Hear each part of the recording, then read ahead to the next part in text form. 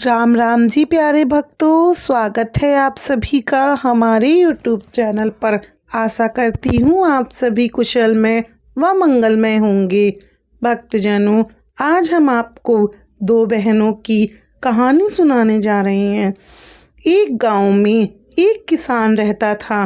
किसान के परिवार में उसकी पत्नी और एक छोटी बेटी थी जिसका नाम पूर्णिमा था। पूर्णिमा चांद के समान सुंदर थी और बहुत ही खूबसूरत थी। किसान और किसान की पत्नी अपनी बेटी को पाकर बहुत खुश थे। किसान तो खेती बाड़ी करता था और खेती बाड़ी करने से उसे जो भी मजदूरी रुपए पैसे मिलते थे उससे उसका छोटे से परिवार का गुजारा बहुत अच्छे से चल रहा था। कुछ किसान अपनी पत्नी के साथ खुशी खुशी अपना जीवन यापन करता था। बड़े खुशी के साथ किसान और उसकी पत्नी का समय बीत रहा था। लेकिन कहते हैं ना, जब सब कुछ सही चलता है तो कुछ ना कुछ ऐसा हो जाता है जिससे हमारी जिंदगी थम सी जाती है और जिसकी हम कभी कल्पना भी नहीं करते हैं। यही किसान के साथ हुआ था। किसान की पत्नी जो थी वो बीमार हो गई और उसने ऐसा बिस्तर पकड़ लिया कि अब उससे उठा ही नहीं जा रहा था। किसान की बेटी भी लगभग 6-7 महीने की हो चुकी थी। इधर किसान की पत्नी ने बिस्तर पकड़ लिया, उधर किसान बेचारा बहुत ही दुखी रहने लगा। उसने अपनी पत्नी के इलाज में किसी भी तरह की कोई कमी नहीं रखी। हर प्रकार से दवा दारू सबका ध्यान रखा। और उस जमाने में देखो, इतनी चिकित्सा या इतनी दवाई दारू तो हो नहीं सकती थी। लोग ज़्यादातर देसी ही इलाज पर निर्भर करते थे। लेकिन बहुत इलाज करवाने के बाद भी किसान की पत्नी बची नहीं और उसका स्वर्गवास हो गया। किसान पर तो जैसे दुखों का पहाड़ टूट गया। अब बेचारा किसान बहुत दुखी था। एक तो पत्नी चली गई और दूसरी उसकी मात्र 6-7 महीने की बेटी, और इधर उसकी पत्नी के जाने का दुख अब किसान से झेला भी नहीं जा रहा था। अब बेचारा किसान अपनी बेटी को पाले या पेट भरने के लिए कुछ कमाए जिससे गृहस्थी का खर्चा चल सके। अब किसान अगर खेतों में जाता तो उसकी बेटी पूर्णिमा का कौन ध्यान रखता, और अगर वो पूर्णिमा का ध्यान रखे तो जो घर में खाने पीने के लिए कमा के लाता है वो भी नहीं ला पाएगा। किसान को तो अब जो थी बहुत दुविधा लग रही थी। अब तो किसान के जो आस पड़ोसी नाते रिश्तेदार थे सबने किसान को बहुत समझाया और कहा, देखो भाई, अब तुम्हें दूसरा विवाह कर लेना चाहिए क्योंकि तुम्हारी बेटी बहुत छोटी है और उसे भी माँ की ज़रूरत है। तुम उसे माँ का प्यार नहीं दे पाओगे और ना ही माँ की तरह उसकी देखभाल कर पाओगे क्योंकि वह बेटी है और उसके लिए माँ की ज़रूरत सबसे पहले होती है। पहले तो किसान अपने रिश्तेदारों आस पड़ोसियों की बातों को सुनकर टालम टोल करता रहा। फिर क्योंकि वह अपनी बेटी के लिए कोई सौतेली माँ नहीं लाना चाहता था, लेकिन उसे जब अपनी बेटी के पालन पोषण में दिक्कत आने लगी क्योंकि वो तो खेत पर जाता तो बेटी की देखभाल कौन करता, और अगर बेटी की देखभाल करता घर पर रहकर तो खेत पर काम करने कौन जाता। अब जो किसान था उसने मन ही मन मान लिया कि उसे अब दूसरा विवाह कर लेना चाहिए। अब किसान के लिए एक लड़की देखकर उसके नाते रिश्तेदारों ने जो थे उन्होंने किसान का विवाह करा दिया और किसान की पत्नी भी घर पर आ गई। किसान की पत्नी का नाम रूपा था। रूपा किसान से उम्र में बहुत कम थी, लेकिन रूपा गरीब घर से आई थी, इसीलिए वो पूर्णिमा को भी भरपूर प्यार करती थी। लेकिन भक्तों, कहते हैं ना, सौतेली माँ तो सौतेली ही होती है। अब वो जब खुद पेट से हो गई उसने तब तक तो पूर्णिमा का बहुत अच्छे से ख्याल रखा। पूर्णिमा को बहुत प्यार करती थी और उसका ध्यान भी रखती थी। यही सोचकर किसान भी खुश था कि चलो, मैं तो वैसे ही डर रहा था कि सौतेली माँ कैसी होगी, लेकिन ये तो मेरी पूर्णिमा का अपनी औलाद की तरह ख्याल रखती है। और किसान भी निश्चित हो गया। अब 9वें महीने में रूपा ने एक लड़की को जन्म दिया जो बहुत ही कुरूप थी। उसका नाम अमावस्या रखा गया क्योंकि बड़ी बेटी का नाम पूर्णिमा था। तो अब जो छोटी बेटी हुई उसका नाम अमावस्या रख दिया। अब जब उसकी माँ ने देखा कि पूर्णिमा जो है वो तो बहुत सुंदर है और उसमें बहुत अच्छे संस्कार थे, और जो इधर पूर्णिमा की दूसरी बहन हुई थी जिसका नाम अमावस्या था, तो रूपा अपनी बेटी अमावस्या को देखती है तो रूपा सोचती है कि ऐसा क्या करूं कि इसका रूप में भी बदलाव आ जाए। पूर्णिमा को रूपा अब नफरत की नज़रों से देखने लगी। अब उसे पूर्णिमा फूटी आंख नहीं सुहाती थी। अब वह छोटी सी पूर्णिमा धीरे धीरे बड़ी होने लगी। और कहते हैं ना, जब बच्चा बिना माँ बाप के प्यार के लाड़ दुलार के बड़े होते हैं तो बच्चों में समय से पहले ही समझदारी आ जाती है। और पूर्णिमा भी जल्दी ही समझदार हो गई। पूर्णिमा अब मात्र 1.5-2 साल की थी कि वो चलने फिरने लगी और अपनी तोतली जबान में जो बातें करती थी तो पूर्णिमा बहुत ही प्यारी और सुंदर लगती थी, क्योंकि पूर्णिमा की जो माँ थी वो बहुत पूजा पाठ किया करती थी। इसीलिए उसके संस्कारों की जो छवि पूर्णिमा पर दिखाई देती थी। अब छोटी सी पूर्णिमा थी तभी लोटा भरकर जल का ले जाती और शिवलिंग पर चढ़ा दिया करती थी। लेकिन जब तो सब सोचते थे कि अभी बचपना है, लेकिन उसकी माँ जो उसकी सौतेली माँ रूपा थी उसको पूर्णिमा का कोई भी काम नहीं सुहाता था। धीरे धीरे दोनों बच्चियां बड़ी हो रही थी। अब उसने सौतेली माँ ने दोबारा से फिर से पेट से हो गई और इस बार उसने एक बेटे को जन्म दिया। अब तो उसका पारा 7वें आसमान पर था। अब तो वह पूर्णिमा को बिल्कुल भी नहीं देखती थी और पूर्णिमा को देखकर उसे बहुत दुख होता था। वह अपने बच्चों में ही खुश रहती थी। किसान भी अब ये बात समझता था। वह अपनी बेटी पूर्णिमा को बहुत प्यार करता था और सौतेली माँ की का व्यवहार जो पूर्णिमा की तरफ था वो भी किसान बहुत अच्छे से समझता था। पूर्णिमा की जो सौतेली माँ थी वो घर में कलेश करती रहती थी, इसीलिए किसान भी कुछ नहीं बोलता था। चुपचाप जो रूपा कहती थी उसी को ही सच मान लेता था। अब धीरे धीरे समय व्यतीत हुआ। दोनों लड़कियां बड़ी हो गईं। जिधर जो कहते हैं ना कि जो पूर्णिमा थी वो तो बहुत ही भगवान की पूजा पाठ किया करती, भक्ति करने वाली सुंदर और सुशील लड़की थी। इसके उल्टा जो अमावस्या थी वो नाम के ही अनुरूप एक तो बहुत ही कुरूप थी और दूसरा बड़ी नटखट थी।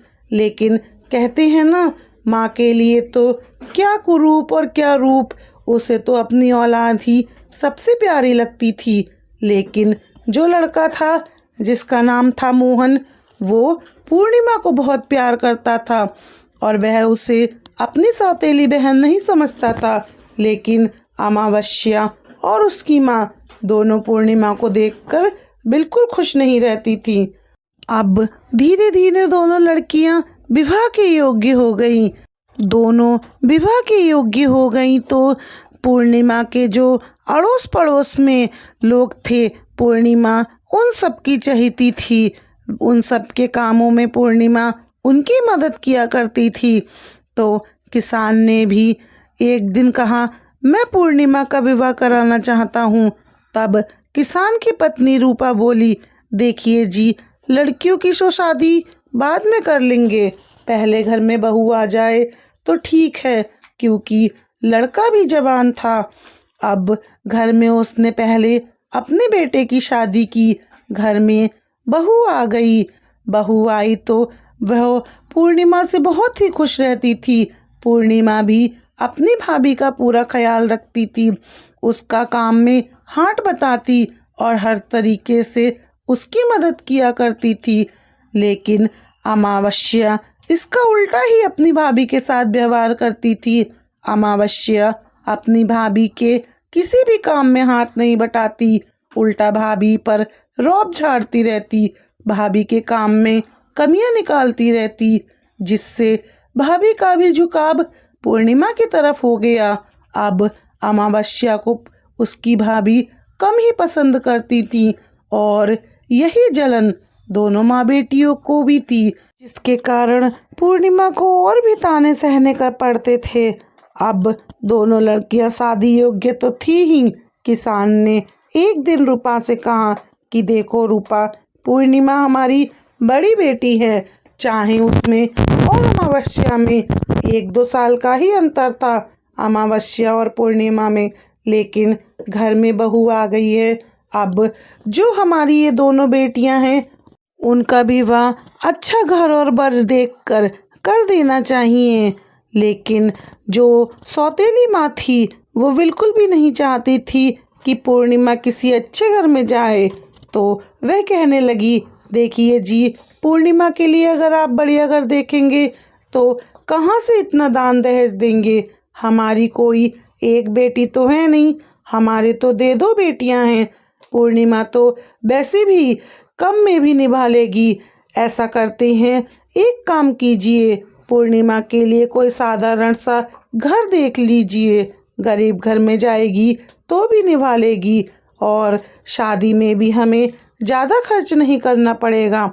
किसान भी अपनी पत्नी की बात से सहमत हो गया और एक दूसरे गांव में जाकर एक गरीब घर में उसने अपनी पूर्णिमा का जो था वो रिश्ता भी पक्का कर दिया। और रिश्ता पक्का करके किसान अपने घर आया तो उसने अपनी पत्नी को बता दिया कि उसने पूर्णिमा का रिश्ता तय कर दिया है। ये सुनकर तो रूपा अब बहुत खुश हो गई और बोली, देखो जी, मेरी एक बात मानो और अब आप अमावस्या का भी रिश्ता किसी अच्छे घर में तय कर दीजिए, क्योंकि ये तो बहुत नटखट है, कम खर्च में ये खर्च भी नहीं चला पाएगी और इसके लिए तो अच्छा घर भर ही होना चाहिए। और एक काम कीजिए, एक ही दिन दोनों की शादी कर देंगे, दोनों की बारात एक दिन आएगी तो हमारे बहुत सारे खर्चे बच जाएंगे। किसान को भी अपनी पत्नी की ये बात उचित लगी और उसने दूसरे गांव में, जिसमें अपनी बड़ी बेटी पूर्णिमा का रिश्ता तय किया था, उसी गांव में जाकर अपनी छोटी बेटी अमावस्या का रिश्ता एक सेठ के घर में तय कर दिया था। सेठ के घर में तय करके वो अपने घर आ गया। अब जो पूर्णिमा की सौतेली माँ थी वो बहुत खुश थी कि मेरी बेटी तो ठाट बाट से रहेगी और ये सौतेली बेटी दुख भोगेगी यहाँ। लेकिन जो उसकी भाभी थी उसको ये सब बहुत अजीब लगा और वो कहने लगी, ये आपने सही नहीं किया माँ जी। लेकिन सास की गुरट्टी के आगे उसकी कुछ नहीं चलती थी, इसीलिए वो चुप हो गई और चाह कर भी कुछ नहीं कर सकती थी। दोनों की बारात एक ही दिन आई। अमावस्या के लिए तो किसान और उसकी पत्नी ने जो भी उनसे बन पड़ा अपनी हैसियत से ज़्यादा दहेज दिया, लेकिन बेचारी पूर्णिमा को उन्होंने ऐसे ही विदा कर दिया। बिना माँ की बेटी वहाँ से विदा होकर अपने ससुराल आ गई। ससुराल में आकर पूर्णिमा ने अपने अच्छे व्यवहार से अपने ससुराल में सबका दिल जीत लिया। वह लोग गरीब जरूर थे, लेकिन उनके दिल में पूर्णिमा के लिए भरपूर प्यार था और उन्होंने पूर्णिमा को दिल से अपनाया। और पूर्णिमा भी अपने घरों में बड़ों की इज्जत करती, सास ससुर का ध्यान रखती और अपने पति का पूरा ख्याल रखती, घर का पूरा काम करती। गरीब होने के बावजूद भी उसके घर में सुख शांति थी। वह दोनों समय पूजा पाठ किया करती, लेकिन कहते हैं ना, गरीब तो थोड़े में भी गुजारा कर लेती हैं। उधर जो अमावस्या थी वो सेठ के घर में ब्याही गई। उसके तो ठाठ बाट ही अलग थे। वो तो घर के काम में नौकर चाकरों को में लगाई रहती थी, लेकिन वह भी पूर्णिमा से जलती थी। एक दिन अमावस्या ने अपने घर पर कीर्तन रखा और सब गांव में जो लोग थे सबको बुलाया, लेकिन उसने पूर्णिमा को नहीं बुलाया। पूर्णिमा की पड़ोसन उस कीर्तन में जाने लगी तो वो पूर्णिमा से बोली, पूर्णिमा बहन तुम भी चलो, तुम्हारी बहन के यहाँ कीर्तन है। तो पूर्णिमा बोली, देखिए मेरी बहन ने मुझे बुलावा नहीं दिया, तो बिन बुलाए मैं उसके कीर्तन में कैसे जा सकती हूँ। तब पड़ोसन कहने लगी, देखो बहन, भजन कीर्तन में जाने के लिए बुलावे की ज़रूरत नहीं होती। वहाँ तो पूजा पाठ होता है, भगवान को याद किया जाता है, भगवान की पूजा अर्चना की जाती है, भजन कीर्तन होता है। जितने ज़्यादा से ज़्यादा उसमें शामिल हुआ जाए उतना ही पुण्य प्राप्त होता है। धार्मिक विचारों की तो थी ही पूर्णिमा। पड़ोसन की बात सुनकर उसके साथ चली गई। जब अपनी बहन के घर पहुंची तो पूर्णिमा को देखते ही उसकी बहन अमावस्या उस पर बरस पड़ी और कहने लगी, मैंने तुझे नहीं बुलाया, फिर भी तू मेरे घर चली आई। अब आई है तो वह कहने लगी, पूजा पाठ की वजह से तुम्हारे घर आई हूँ। और तब अमावस्या कहने लगी, अच्छा है, ठीक है, मगर तुम मेरे घर आई हो तो चुपचाप एक कोने में बैठ जाओ, किसी से कुछ मत कहना। बेचारी पूर्णिमा चुपचाप से एक कोने में बैठ गई। भजन कीर्तन हुआ, क्योंकि पूर्णिमा तो धार्मिक विचारों की थी, भगवान को बहुत मानती थी। भोलेनाथ की पूर्णिमा बहुत बड़ी भक्त थी, तो वह भी भगवान की भक्ति में खो गई। लेकिन जब पूजा खत्म हुई तो प्रसाद का वितरण हुआ। अमावस्या ने सबको प्रसाद दिया। पूर्णिमा ने प्रसाद मांगा तो अमावस्या ने पूर्णिमा को प्रसाद नहीं दिया, बल्कि उसका बहुत अपमान किया और कहने लगी, बिन बुलाई आ गई, बिन बुलाए कौन आता है, कितनी ढीठ है, हम बुलाते नहीं तब भी हमारे घर पर आ जाती है। और अपना अपमान का घूंट पीकर बेचारी पूर्णिमा अपने घर आ गई। आज उसने अपनी छोटी बहन अमावस्या की बातें उसको भुलाई नहीं भूल रही थी। वो बातें उसको सुई की तरह चुभ रही थी।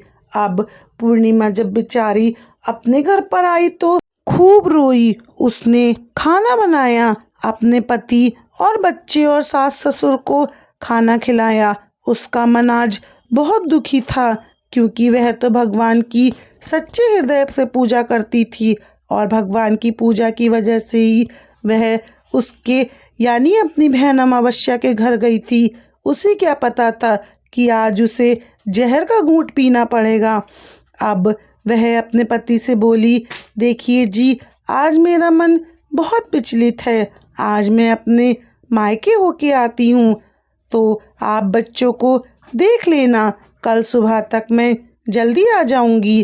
खाना बनाकर बच्चों को खिला पिलाकर अपने सास ससुर और पति से आज्ञा लेकर पूर्णिमा अपने मायके की तरफ चल दी, क्योंकि जो उसकी भाभी थी वह अपनी नंद पूर्णिमा को बहुत प्यार करती थी और पूर्णिमा की मदद भी किया करती थी और उसे पूर्णिमा बहुत पसंद थी।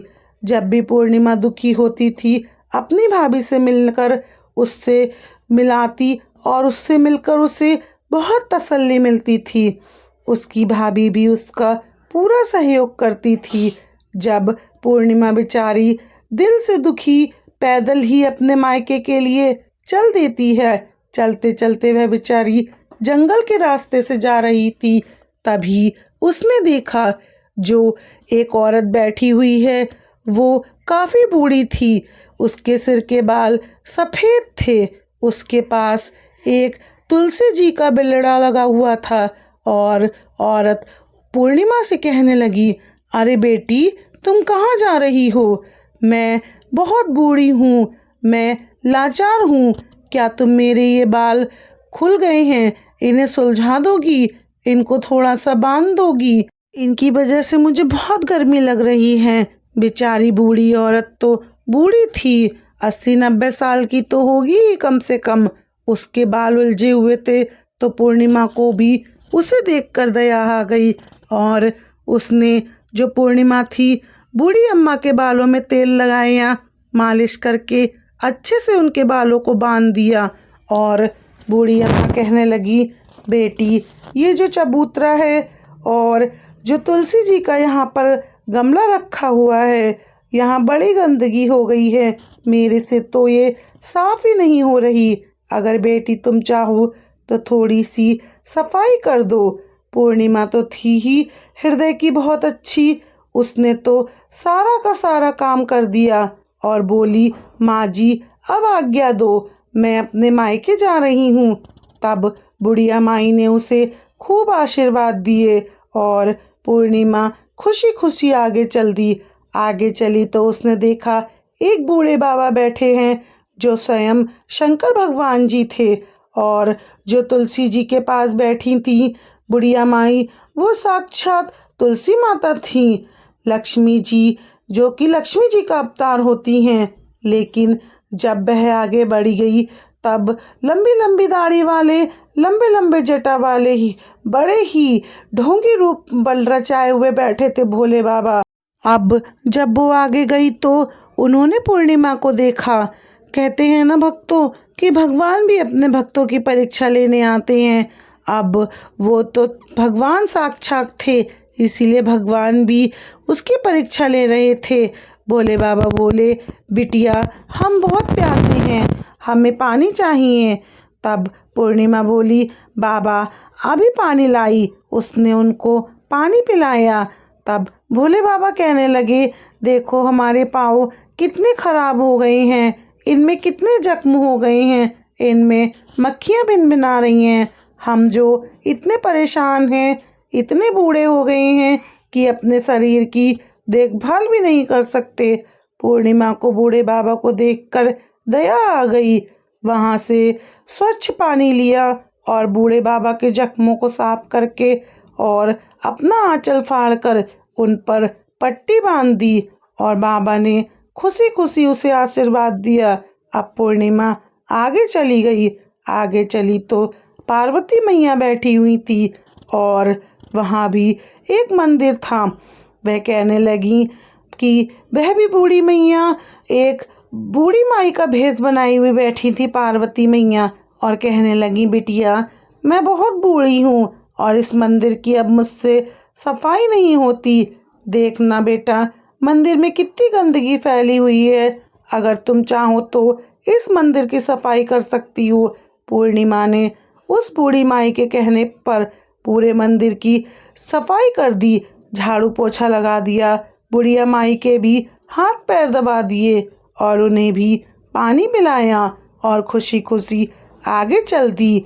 जब उसके गांव पहुंचने के लिए रास्ते में गंगा नदी पड़ी तो गंगा नदी उसे पार करनी थी। वहाँ पर एक बूढ़ी माई मिली जो कि साक्षात गंगा मैया थी। गंगा मैया भी बूढ़ी माई का रूप लेकर ही बैठी हुई थी और बहुत ही बेरूपे, बहुत ही अजीबोगरीब रूप में बूढ़ गंगा मैया बैठी हुई थी। गंगा मैया से पूर्णिमा बोली कि माता आप कौन हैं? तो गंगा मैया ने कहा, बेटी मैं एक बुढ़िया हूँ, देख बेटी मेरे सर में कितने जुएं पड़ गए हैं, मेरे से तो देखा ही नहीं जाता, मेरे से साफ सफाई भी नहीं होती।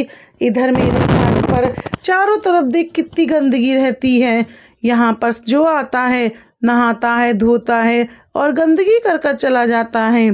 अब पूर्णिमा ने गंगा मैया से को सिर साफ किया और उनकी जुएं निकाल दी और जो उनके घाट के आसपास गंदगी फैली हुई थी वो भी सब साफ कर दी। गंगा मैया ने उससे पूछा, बेटी तुम कहाँ जा रही हो? तो उसने अपनी पूरी बात बताई और बोली, माँ जी मैं अपनी भाभी से मिलने जा रही हूँ। तो वहाँ पर एक नाव थी। गंगा मैया ने कहा, बेटी तुम इस नाव में बैठ जाओ, ये इस नाव तुम्हें दूसरे पार ले जाएगी।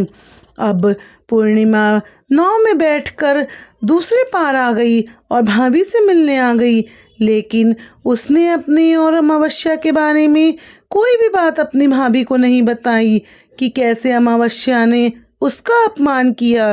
वह अपनी भाभी से मिली, भतीजे भतीजियों के साथ में खूब खुश हुई, अपने बाबा से मिली, अपनी सौतेली माँ से मिली। सौतेली माँ तो जैसे उसे देखते ही खिसिया गई और वह उसे ताने सुनाने लगी कि पति के घर में कोई काम धंधा नहीं है जो यहाँ पर जब चाहो तब मुंह उठा के चली आती है। लेकिन उसकी भाभी बोली, कोई बात नहीं माँ जी, बेटियाँ मायके नहीं आएंगी तो और कहाँ जाएंगी, अब हमारे पास ये नहीं आएगी तो और कहाँ जाएगी। पूर्णिमा ने अपनी भाभी का सारा काम करवाया। साथ मिलकर भाभी ने भी बड़ी खुशी खुशी नंद का हालचाल पूछा। नंद बहुत खुश हुई अपनी भाभी से मिलकर, क्योंकि वह बहुत दुखी थी। मायके जाकर उसका मन बदल गया था। जब अगले दिन वह भाभी से बोली, भाभी अब मुझे विदा दीजिए, अब मैं अपने घर को जाती हूँ। तुमसे मिलकर मुझे बहुत अच्छा लगा, मेरे मन का सारा बोझ उतर गया।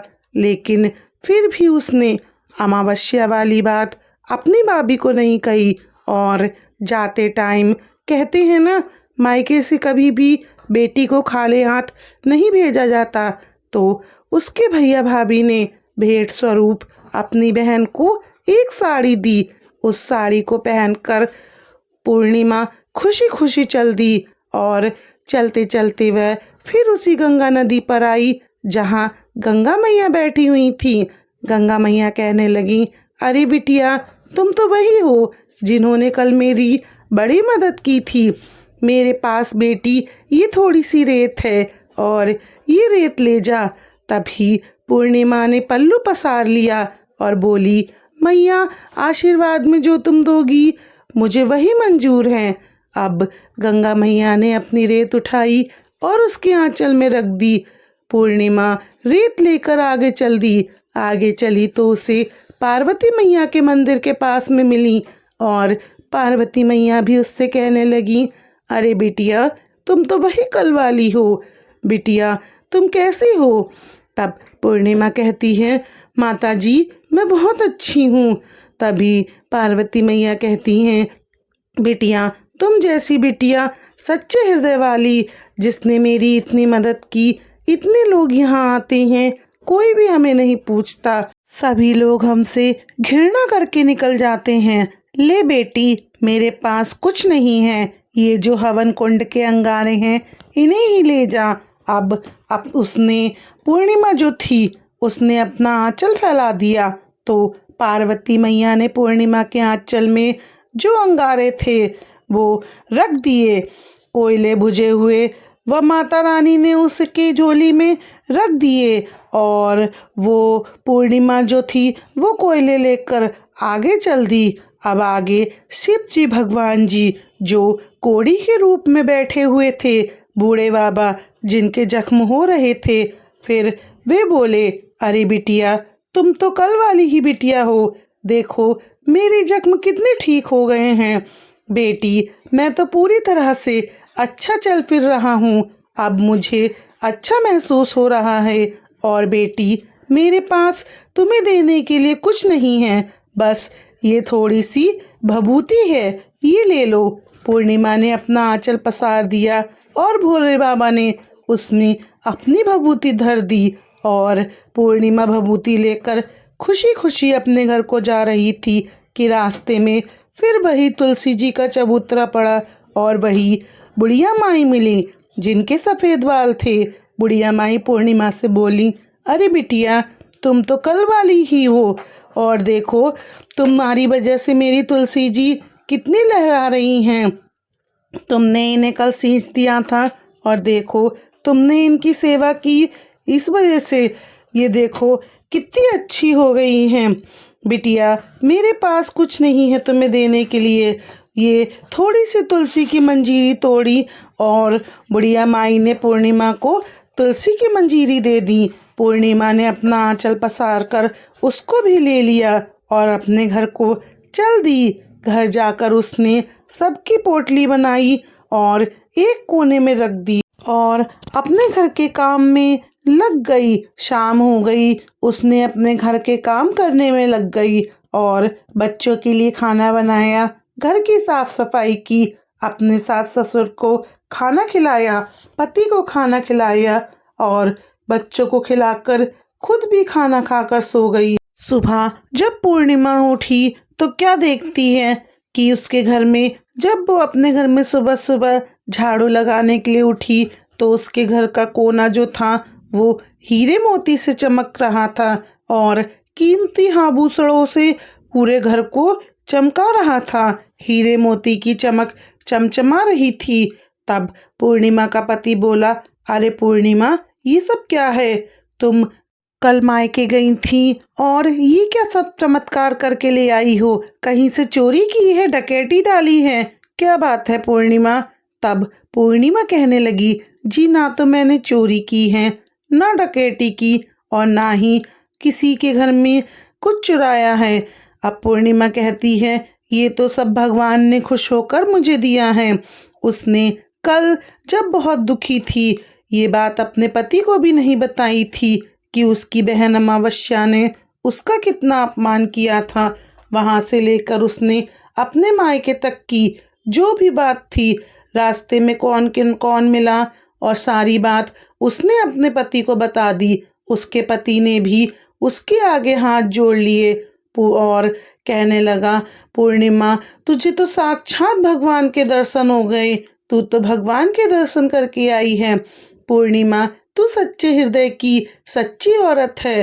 तू दुख सुख सब जानती है, सबके दुख में दुखी होती है। भगवान ने इसीलिए तुझसे प्रसन्न होकर तेरे दुखों का अंत किया है। अब तो पूर्णिमा के दिन ही बदल गए। जिनके दिन बदलते हैं भला उसे कौन रोकने वाला होता है। पूर्णिमा के भी दिन बदल गए। अब पूर्णिमा के भी ठाठ हो गए। पूर्णिमा के घर में किसी चीज की कमी नहीं रही। जहाँ सारा छप्पर टूटा फूटा था, झोपड़ी पड़ी थी, अब वहाँ अच्छा मकान बन गया। अब तो पूर्णिमा की सारे गांव में वाहवाही होने लगी और पता नहीं ऐसा क्या चमत्कार हुआ जो पूर्णिमा के घर में इतनी धन दौलत भर गई। गांव के लोग आपस में यही सब बातें करते रहते। अब जब ऐसा कोई काम होता है तो आसपास के गांवों तक भी चर्चा फैल जाती है और यही चर्चा अमावस्या तक पहुंची। अमावस्या को सुनकर बहुत दुख हुआ। वो दौड़ी दौड़ी पूर्णिमा के घर आई और, पूर्णिमा, सच सच बता, तूने इतनी अमीर तू कैसे हो गई? तुझे तो गरीबी में रहना था। देख, तुम मुझसे ज़्यादा अमीर नहीं हो सकती। उसकी तो घमंड भरी बातें थी और वो कहने लगी, बहन अमावस्या, तुम कौन हो मुझे गरीब और अमीर करने वाली? जिसको भगवान देता है छप्पर फाड़ के देता है। भगवान की मर्जी के बिना तो एक पत्ता भी नहीं हिलता। फिर ये तो भगवान की देन है और मेरी किस्मत है। भगवान ने मेरी किस्मत सुधार दी। अब वह कहने लगी, अमावस्या जो थी, कि सच सच बता, नहीं तो मैं राजा से जाकर तेरी शिकायत करूंगी। पूर्णिमा ने उसे सारी बातें सच सच बता दी कि कैसे कैसे वह गई और कौन कौन उसे मिला जब वह अपने मायके गई और कैसे उसे जो धन का ढेर लग गया उसके घर में। अब कहानी बताई जब पूर्णिमा ने तो अमावस्या बोली, ठीक है, मैं भी पीहर जाऊंगी, और बोली, तू भी मेरा अपमान कर। तब पूर्णिमा कहने लगी, मैंने आज तक किसी का अपमान नहीं किया है। वह अपने घर गई, अपने पति से कहने लगी, देखो जी, मुझसे लड़ाई करो और मुझे मारो। जब वो कहने लगा, रे अमावस्या, तू क्या पगला गई है? तब अमावस्या कहती है, अजी मुझे मारिए ना। तब उसके पति ने उसको 4 चांटे धर दिए। वो रूठ के अपने मायके की तरफ चल दी। चलते चलते उसे भी वो तुलसी मैया के पास बैठी हुई बूढ़ी औरत मिली। वह बूढ़ी औरत बोली, अरे बेटी, कौन जा रहा है? जरा मेरे बाल कितने उलझे हुए हैं, देख मेरी तुलसी जी का वेला भी सूख रहा है, जरा इसे सींच दे। अमावस्या तो ठहरी घमंडी औरत और ऊपर से किसी की कहाँ सुनने वाली थी। वह कहने लगी, अरे मेरे पास फालतू कामों के लिए समय नहीं है। और इतना कहकर वह चल दी। और फिर आगे कड़ी धूप में भगवान शिव मिले। भगवान शिव कहने लगे, बेटी मेरे जख्मों पर बड़ी मक्खियाँ बैठ रही हैं, जरा इनको उड़ा दे। वह अमावस्या जो थी वो मुंह से कोड़ कर कहने हुए बोलने लगी, अरे बाबा पीछे हट, कितनी घिन आ रही है तुझसे, तेरे को कितना कोड़ हुआ पड़ा है और तेरे को मुझसे तो तुझे देखा भी नहीं जा रहा है, तेरे जख्म हैं, तुझसे तो दूर ही रहने में भलाई है, वरना मुझे तो तेरे से भी रोग हो जाएगा। तभी पूर्णिमा उसको भी अनदेखा करके आगे चली जाती है। अब आगे उसे पार्वती मैया मिली। पार्वती मैया बोली, बेटी मेरे सर में जूं पड़ गई है, देख मेरे मंदिर भी की भी किसी भी ने भी सफाई नहीं करी, तू मेरे मंदिर की सफाई कर दे। तब अमावस्या बोली, मैं फालतू काम नहीं करती किसी के, मुझे देर हो रही है घर जाने के लिए। उसने उनके भी कहना नहीं माना और आगे चलती। आगे गई तो घाट पर गंगा मैया जी मिली। गंगा मैया कहने लगी, बेटी मेरे घाट की सफाई कर दे, देख यहाँ पर कितनी गंदगी हो रही है। तो अमावस्या ने गंगा मैया से कहा, अरे हट बुढ़िया, मैं यहाँ तेरे घाट की सफाई करने आई हूँ और मुझे रोको टोको मत, मुझे जाने दो अपने पीहर।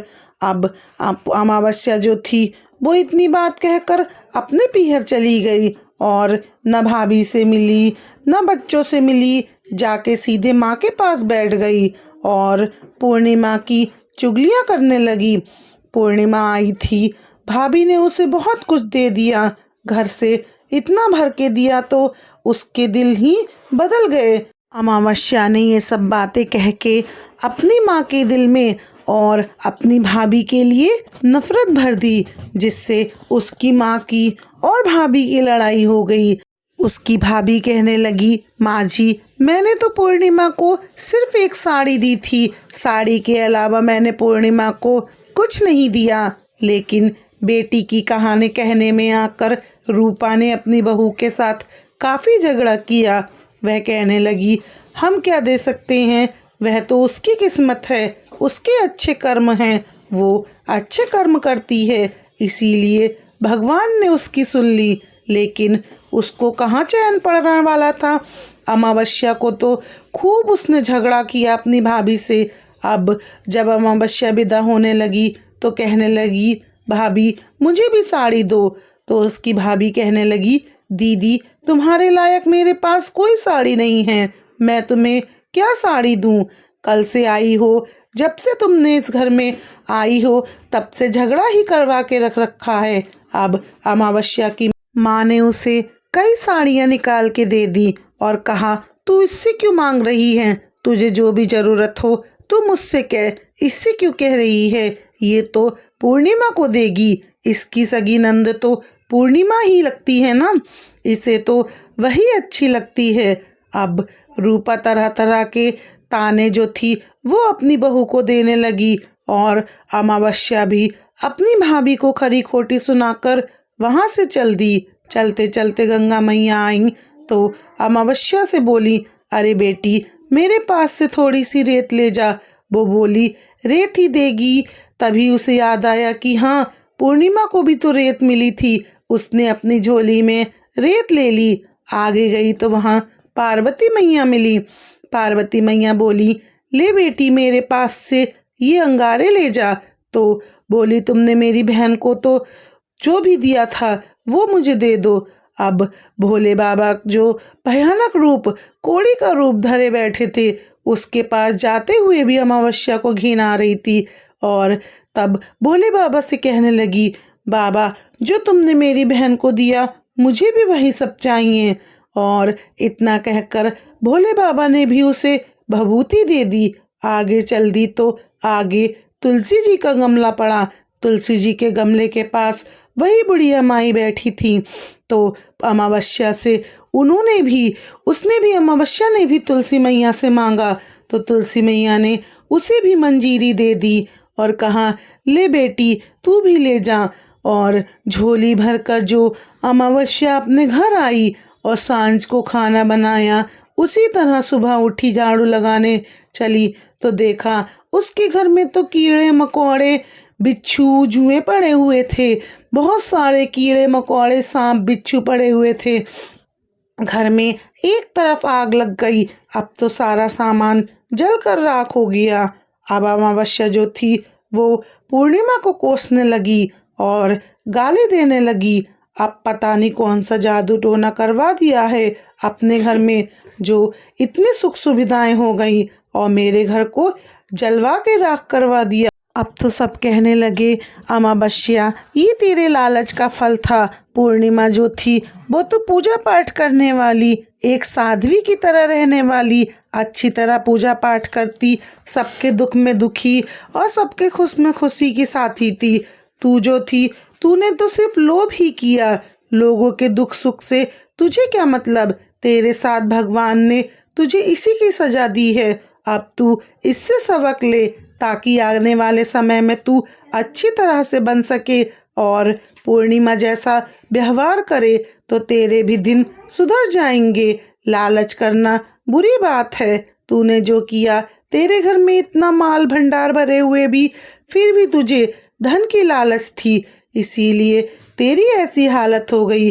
बेचारी पूर्णिमा तो गरीब थी, वह सबके दुख में दुखी होती थी, तो इसीलिए भगवान ने उसकी सुन ली। हे प्रभु, जैसे पूर्णिमा को आए वैसे सबको आना, जैसे अमावस्या को आए वैसे किसी को मत आना।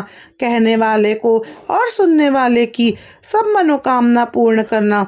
भक्तों, ये थी अमावस्या और पूर्णिमाश्या की कहानी। आपको कहानी अच्छी लगी तो कमेंट बॉक्स में ज़रूर